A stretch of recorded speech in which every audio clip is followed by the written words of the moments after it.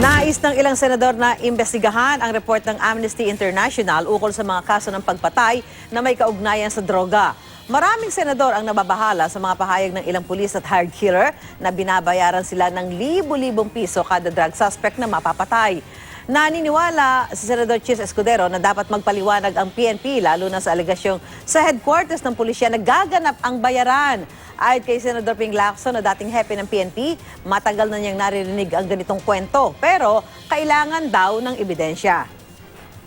Speaking in defense of this administration, alam niyo naman, I've been also critical at times when there's need to criticize. Pero kung ganun ka-sweeping yung allegation or accusation, dapat suportahan nila ng facts or evidence. Dalawang pakay namin dito. Una, mapatunayan kung totoo nga ba yung aligasyon ng AI at yung study ng AI. At pangalawa, mabigyan din naman ng pagkakataon ng PNP na harapin ang AI, magpaliwanag sa harap ng publiko at ibigay ang panig nila sa publiko at sa AI. Rekomendasyon ng Amnesty International sa International Criminal Court magsagawa ng preliminary examination sa mga drug-related killings sa Pilipinas kung hindi aaksyon ng gobyerno.